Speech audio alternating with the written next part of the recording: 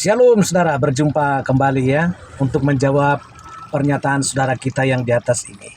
Bapak Ibu dikasihi Tuhan, jawaban untuk pernyataan dalam pernyataan saudara kita ini ya, banyak orang bertanya, jika Yesus benar-benar Tuhan, mengapa dia bisa mati?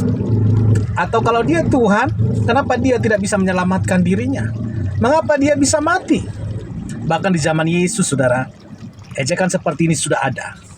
Saat dia disalibkan, orang-orang juga berkata, orang lain diselamatkan, tetapi dirinya tidak dapat ia selamatkan. Dalam Matius 23, dalam Matius 27, saudara ya.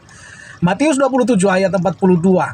Namun apakah kematian Yesus berarti dia bukan Tuhan? Atau justru inilah bukti kasih dan kuasanya yang sejati? Mari kita bahas, saudara, dengan sejarah dan firman Tuhan. Yang pertama itu saudara, Yesus tidak mati karena kelemahan, tetapi karena misi. Saudara, saya ulang, Yesus tidak mati karena kelemahan, tetapi karena misi. Yesus tidak mati karena kelemahan atau ketidakmampuan menyelamatkan diri. Sebaliknya, dia memilih mati untuk menebus dosa manusia. Yohanes 10 ayat 17-18, Bapa mengasihi aku, oleh karena aku memberikan nyawaku untuk menerimanya kembali. Tidak seorang pun mengambilnya daripadaku, melainkan aku memberikannya menurut kehendakku sendiri. Saudara, kalau komen, boleh komen lagi. Sekaligus saya bikin video, saudara ya. Sekaligus saya bikin videonya untuk menjawab pertanyaan saudara ya. Mudah-mudahan Anda dicerahkan. Yesaya 53 ayat 5. Tetapi dia tertikam oleh karena pemberontakan kita, pemberontakan manusia, saudara. Dia diremukkan oleh karena kejahatan kita, kejahatan manusia. Ganjaran orang mendatangkan keselamatan bagi kita ditimpakan kepadanya. Dan oleh bilur-bilurnya kita menjadi sembuh. Yesus tahu bahwa misinya adalah mati sebagai pengorbanan. Dalam sejarah Yahudi, korban penebusan dosa selalu berupa darah. Imamat 17 ayat 11. Yesus sebagai anak domba Allah menjadi korban sempurna bagi seluruh umat manusia. Saudara, yang kedua, Yesus menunjukkan kuasanya melalui kebangkitan. Jika Yesus hanya mati dan tetap dikubur, maka benar dia tidak berbeda dengan manusia biasa. Benar itu saudara. Namun sejarah dan Alkitab mencatat bahwa pada hari ketiga dia bangkit dari kematian. 1 Korintus 15 ya, ayat 3-6. Paulus mencatat bahwa Yesus menampakkan diri kepada lebih dari 500 orang setelah kebangkitannya. Saudara, Lukas 24 ayat 5-6. Malaikat berkata, mengapa kamu mencari dia yang hidup di antara orang mati? Ia tidak ada di sini, ia telah bangkit. Saudara, ia telah bangkit. Banyak saksinya, saudara ya. Fakta kebangkitan ini bahkan diakui dalam sejarah, saudara.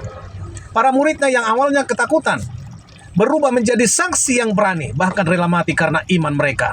Tidak ada orang yang rela mati demi kebohongan. Saudara, tidak ada orang yang rela mati demi kebohongan. Yang ketiga, masih dengar saudara, yang ketiga, konteks sejarah pengorbanan sebagai bukti keilahian, saudara. Di dunia Romawi, abad pertama, kematian di kayu salib dianggap kehinaan. Namun justru disinilah kebesaran Yesus terlihat. Filipi 2 ayat 6-8 mencatat, sekalipun dalam rupa Allah tidak menganggap kesetaraan dengan Allah itu sebagai milik yang harus dipertahankan, melainkan telah mengosongkan dirinya sendiri dan mengambil rupa seorang hamba dan menjadi sama dengan manusia. Ia telah merendahkan dirinya dan taat sampai mati, bahkan sampai mati di kayu salib. Saudara, sejarah Romawi, salib artinya adalah hukuman bagi penjahat terburuk, saudara. Itu sejarah Romawi, bahwa salib adalah hukuman bagi penjahat terburuk. Namun 3 abad setelah Yesus disalibkan, kekaisaran Romawi justru mengakuinya dan kekristenan menyebar ke seluruh dunia. Saudara, Yesus tidak mati sebagai orang gagal, tetapi sebagai pemenang yang menaklukkan dosa dan maut. 1 Korintus 15 ayat 55-57. Saudara, kalau mau pengen tahu, baca saudara. Jadi apakah Yesus gagal menyelamatkan dirinya sendiri? Tidak. Justru karena kasihnya, dia rela mati untuk menyelamatkan kita. Dia rela mati menyelamatkan umat manusia yang percaya kepadanya. Dia rela mati menyelamatkan setiap orang yang mengaku Yesus Tuhan.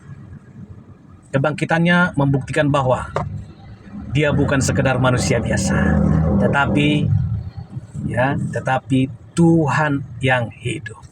Saudara, atau siapapun, bagi mereka yang mengejek pertanyaannya bukan apakah Yesus bisa menyelamatkan dirinya. Bukan itu, saudara. Tetapi apakah di luar Yesus Anda menerima keselamatan? Apakah di luar Yesus bisa Anda menerima keselamatan?